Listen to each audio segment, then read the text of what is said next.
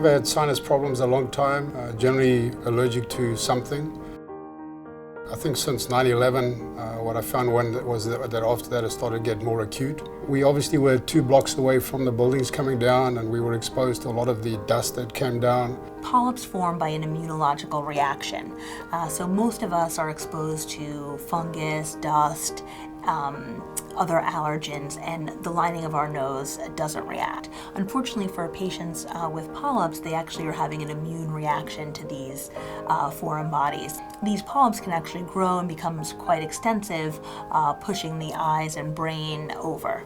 I started to have the need to go to emergency rooms.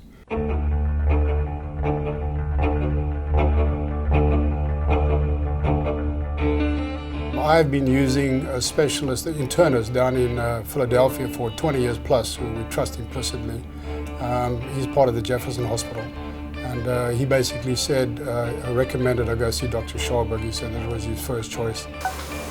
She said that all the chambers were full of polyps. She couldn't believe how many there were. She actually wondered how I was breathing, but basically said that the only way to get rid of them was to have surgery.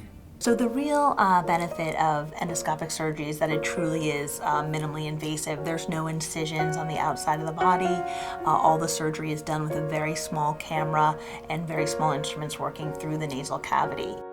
The other key component of this surgery that we use is the image-guided system. So for all patients, we'll get a CT scan or MRI. We can then use that during the surgery to ensure we are at the location we think we're at. I would liken it to a GPS system. This is a CAT scan of a patient with severe polyps. You can see here the polyp has pushed this bone all the way up on this right side. Because of where the sinuses are located, which is in front of the brain and between the eyes, the risks of this surgery, though very, very rare, can be catastrophic.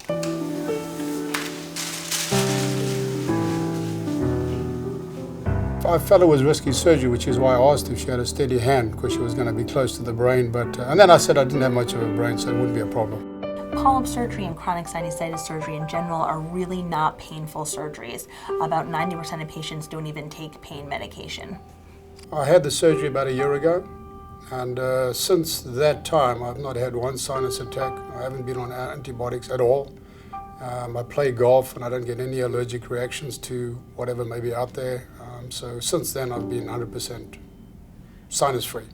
Over the years, because I guess the polyps grew slowly, I never really realized that I'd lost much sense of my smell as well as taste. Most patients who think that they've lost their sense of taste have actually lost their sense of smell.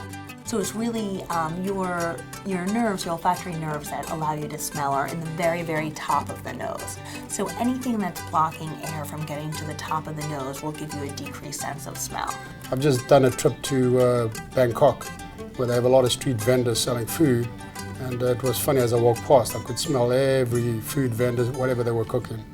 The taste came back a little slower, but came back afterwards. Yeah. I think Dr. Schaberg is great. She remedied it quickly, diagnosed it properly, treated me great.